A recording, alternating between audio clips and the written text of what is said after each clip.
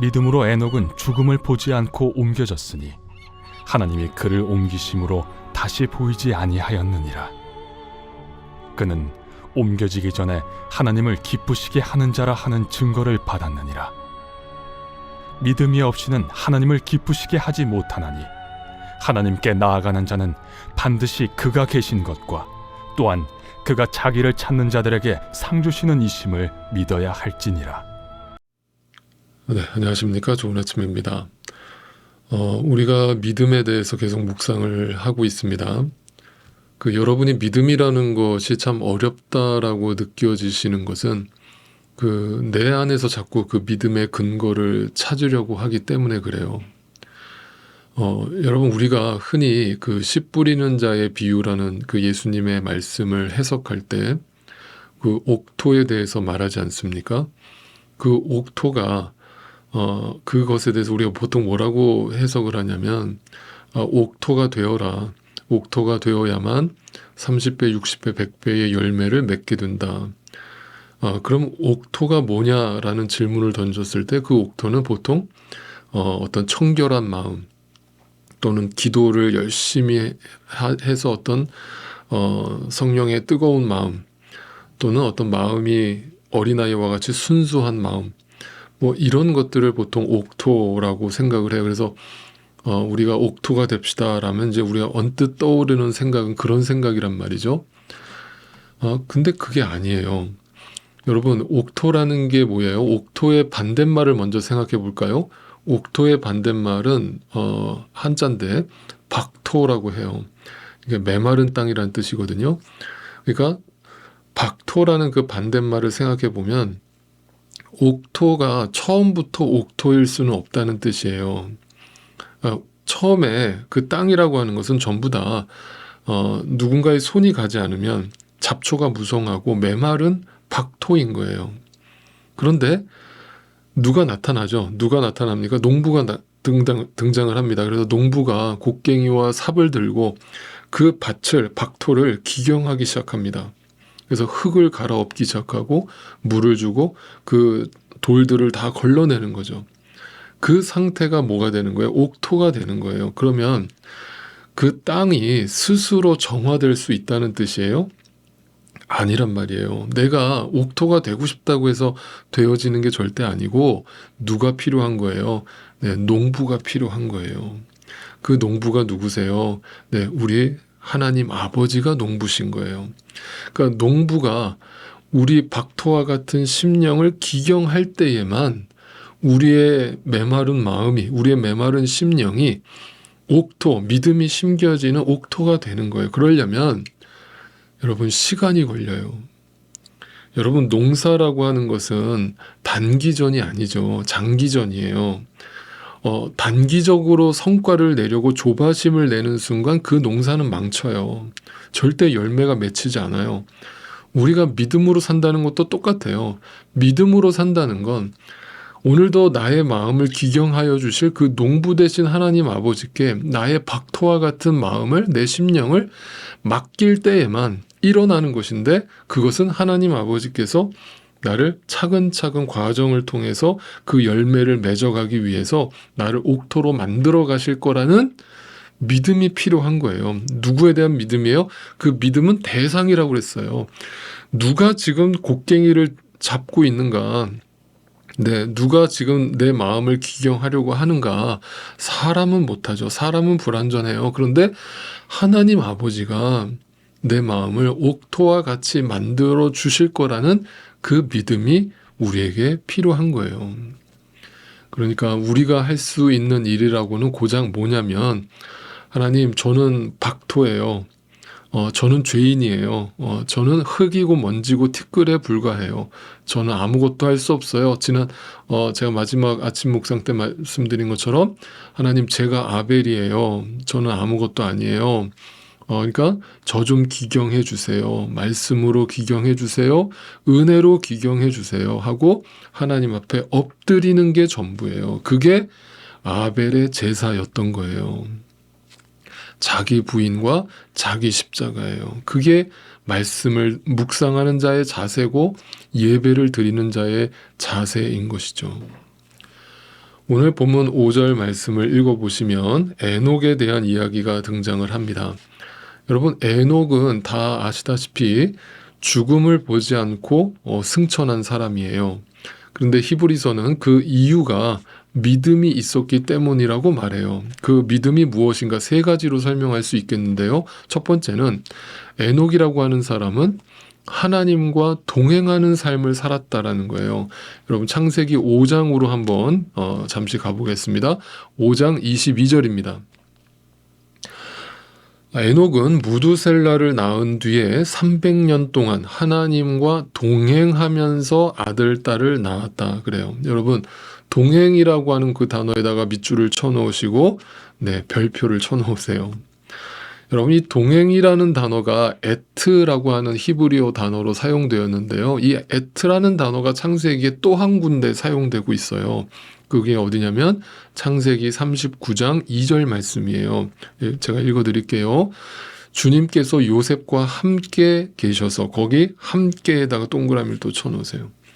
그 함께라는 단어가 에트예요. 그게 동행이라는 단어와 같은 뜻입니다. 자, 주님이 요셉과 함께 계셔서 동행하셔서 앞길이 잘 열리도록 그를 돌보셨다. 여기 함께 계셔서라는 단어를 그 동행으로 썼는데, 자, 지금 요셉의 상황이 어떤 상황입니까? 애굽의 종으로 팔려간 상황이잖아요. 그런데 하나님이 요셉과 동행하셨다, 함께 계셨다라고 표현하고 있어요. 이게 인간적으로 생각하면 말이 돼요? 말이 안 돼요. 왜 말이 안 됩니까? 왜냐하면 함께 계셨다면, 동행하셨다면 요셉이 애시당초 그 애굽의 노예로 팔려갈 상황을 만들지 마셨어야 되잖아요. 그를 인도해 주셨어야 되잖아요. 좋은 길로, 축복된 길로, 평안한 길로 인도해 주셨어야 되잖아요. 그런데 하나님께서 요셉을 그 애굽의 종으로 팔려가게 하고 형들의 시기와 질투를 사서 죽을 위기에 빠지게 만드셨는데, 그 모든 상황이 하나님이 그와 동행하셨기 때문이라는 거예요. 그러면서 그것이 곧 형통이라고 표현을 했어요. 형통, 일이 잘 풀린다. 그것은 내 뜻대로 뭔가 승승장구한다는 뜻이 아니라 하나님과 함께 하는 것이 형통이라는 말을 하고 있는 겁니다. 자, 그래서 다시 한번 창세기 5장으로 가보세요. 에녹의 이야기를 읽어볼게요. 그 에녹이 몇 살까지 살다가 천국에 갔을까요? 자, 21절을 보시면 65세에 무두셀라를 낳았고 그 후로 300년을 하나님과 동행했다고 얘기하죠. 그러니까 그의 지금 나이가, 천국으로 간 나이가 몇 살이에요? 365살이에요. 365세예요. 이것은 1년이 며칠이에요?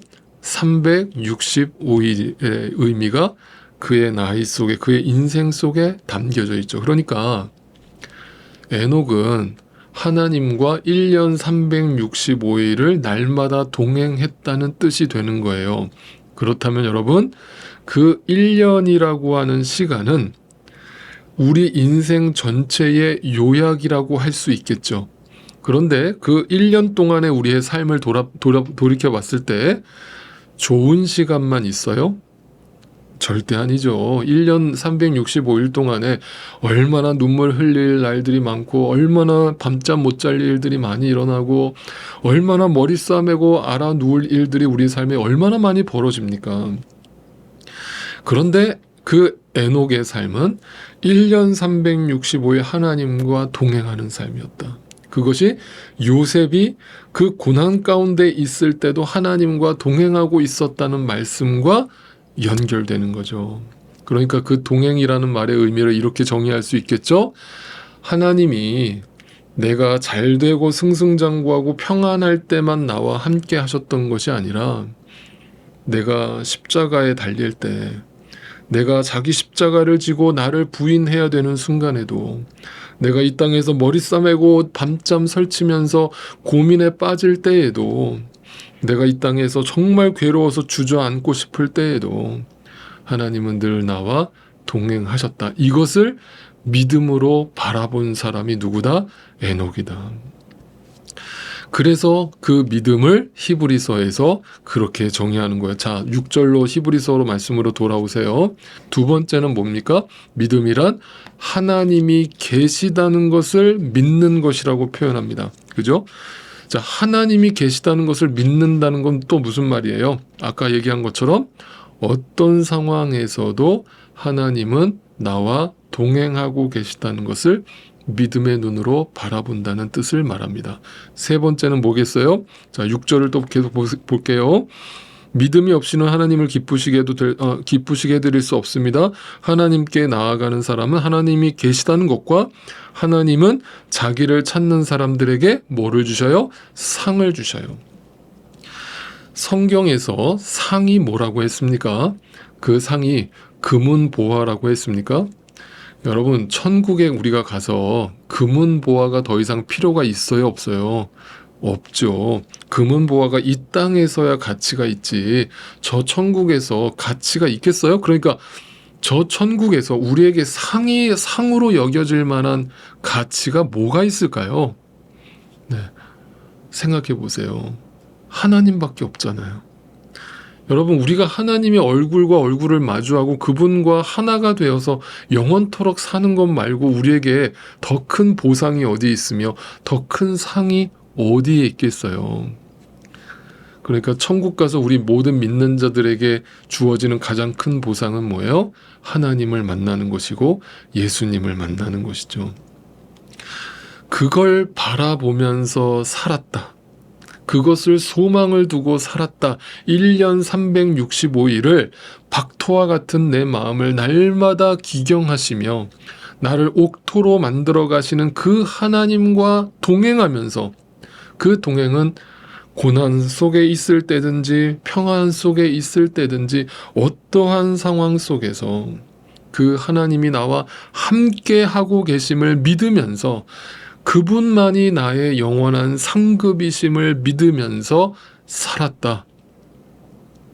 그 자가 에녹이고 그 자가 믿는 자라고 히브리서 기자는 우리에게 가르쳐주고 있는 겁니다. 이것을 알고 이것을 믿고 신앙생활을 한다면 그것이 하나님을 기쁘시게 하는 일이라고 말해주고 있습니다.